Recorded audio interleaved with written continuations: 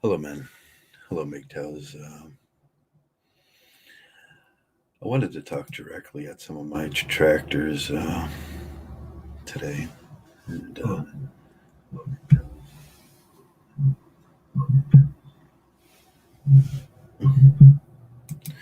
let me reset this. There we go. There we go. Maybe that's better. How's my sound? And, let me reset. Okay. Okay, it doesn't sound the greatest, but we'll continue talking. And I wanted to talk directly to some of the detractors and how I feel about these things, from Mohandas Gandhi to Martin Luther King. David Henry Thoreau is an inspiration. Non-cooperation is what he taught. It's the only way civil disobedience will cost, and let there be cost if that's what we believe in. If you're righteous, then you expect a cost, and if the righteous go to jail, then jail is where the righteous are, and that's what David Henry Thoreau believed. And he did go to jail for his non-cooperation theory. Non-cooperation is what Mgtow is all about. Mgtow is thoroughly non-cooperation. Um, Thoreau tells us how to resist in civil disobedience to his audience, and we are his audience. Like I say, Muammar Gandhi and Martin Luther King and a lot of other people took Thoreau very seriously, but Mgtow seems to be wishy-washy on that. We cannot blame the problem solely on these man-up groups and these legal systems that are corrupt. Some of us take on things that are just plain wrong, and we must blame those for those instances. Men that pay their bullies to leave them alone, who are more concerned with commerce than they are humanity. If you choose to fight, you never give the machine or the other, your opponents, money and funds by supporting it. You you support this thing when you pay into this machine. You must throw a wrench into it. That's what David Henry Thoreau said. You have to throw a wrench into the machine, and most men are not prepared to do justice when it comes to men's rights and the slave cost. And like I said, cost it will be. There are billions of men who are, in opinion, opposed to this sort of slavery and violence, yet in effect they do nothing to put an end to it. Most men make the mistake of paying their captor a ransom as replacement for courage. They lose their courage. It's a barter that's always a bribe. A barter is a bribe. And it's like giving your lunch money to a bully because you fear and you shudder to fight back. There's no courage in that. You never give your lunch money to the bully. You fight back and you force him to stop. You become cooperative in this sense with your bully. You may even become friends with your bully. In this case, your partner uh, becomes the corrupt legal systems in which we talk about. Exhort people not to wait passively for this opportunity to vote or do those things, because voting will never come. There'll never be justice in an effective way for men in these cases. That's just well wishing for justice. Uh,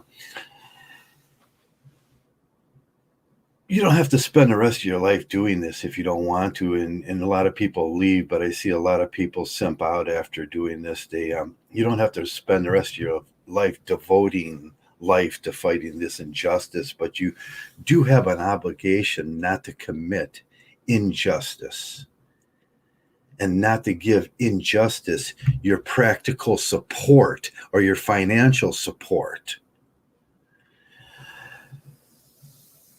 Mgtow does this, and they become the justice. That's the only way we know how to do this. We become the justice in which we talk about. We walk the walk. We don't pay our captives. We don't pay for fatherhood taxes. We don't pay for for these things. There's otherwise well-meaning people that collaborate with injustice. They pay the lawyers, they pay the court system, the same court system and lawyers that extort you. You pay. Essentially, you pay the mothers, you pay for the slave labor and cost of your utility. It's a bribe.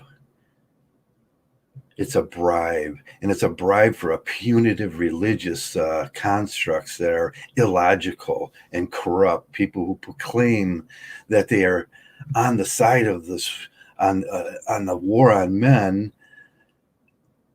They pay into this enforced slavery, and they contradict themselves. They fund both things by paying fatherhood taxes. Thoreau points out that in the same way we applaud soldiers for refusing to fight an unjust war, are themselves willing to refuse, they're unwilling to refuse to fund the government that started the war. They continue paying. Thoreau had to he went to jail for not paying a poll tax on a war against Mexico that he thought was unjust, and a war on slavery, on men, that he thought was unjust. You never pay your captors. And if you can peaceably resist that and do non-cooperation, you are a good man, even though that might mean that these same people will afflict violence upon you. You just simply non-cooperate. There's a good story about a train maintenance oiler that he did not continue to oil the train wheels that were headed for the internment camps in Germany, Auschwitz. He did not oil the wheels, and a few of those trains never made it. And those people never made it to the internment camps. You never grease the wheels of injustice. As Mgtow, we throw a wrench in those wheels. We try to stop the machine, and we try to stop the machine's gears, which Thoreau would say. We throw a wrench in it. But how do we do this? How do we dare to do this without being called violent and without being called, names? And I recently got called names by one of my detractors that continues to pay the system that enslaves him. What a cowardice act. What a cowardice act. The question for Mgtow is, how do we do this and save a little bit of our dignity and manlyhood? Well, don't be the best slave.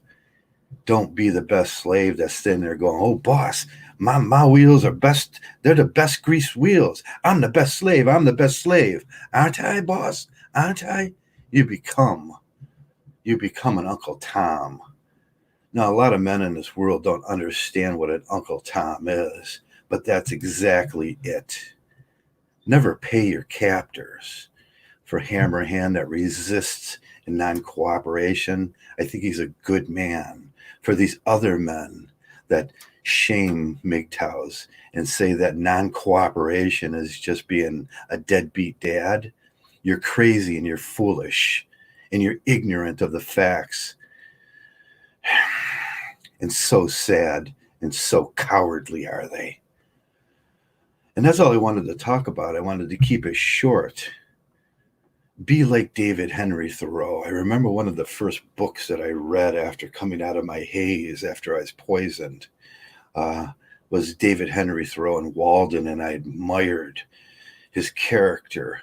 The book was written after he was denied some farmland by a farmer that promised the farmland to him to sell it to him, but his wife said, well, he's just a single male. He can't have the farmland. So he went off to the woods and he wrote Walden, and he wrote a couple of other books on civil disobedience. And those are the books that you should read, because those are the books that are important to Mgtow. Never pay your captor. Be that wrench in the machine. Don't oil the wheels of injustice. Don't be a coward. Because paying your captor, paying the bully your lunch money, well, that's the easy way out. Then you don't have to fight the bully. Never pay the bully. Be a Mgtow, be a man. But for those cowards that pay the bully, Yeah, well, there's nothing I could say to them that would sink in their dense simp brains. And to all my detractors that want to call me names, I mean, they are less of men now. They bought into it. They're greasing the wheels of injustice. They're simps, and they've wandered off of Mgtow and became nothing. They've wandered into the nothingness. Go on, pay your bully. He'll always take your lunch money. And he'll continue taking your lunch money until you become a man. And that will be with civil disobedience. Thanks a lot, guys. And I want to keep it short and palatable. I respect every man that performs an act of civil disobedience, whatever it is. Spray paint that Mgtow somewhere. Tell them we're unhappy with the way men are treated, the slavery, the injustice, the barbaric system that puts us in slavery. We are unhappy with that. We want equality too. We want equality too. And we will not pay our captors. Call us what you want. But you are the ones that grease the wheels of injustice by going along with the scheme. And that's all I wanted to talk about today. For logical men, this makes sense. For illogical men and simps and beggars and cackling hyenas, I just sound like blah, blah, blah, blah, blah to them. It could never stick in their brains. Wake up, men. Wake up. Become that resistance. Non-cooperation is the only way. Thanks a lot for listening, men. And like always, thanks a lot for being Mgtow. Mgtow. I love each and every one of you. Thanks a lot.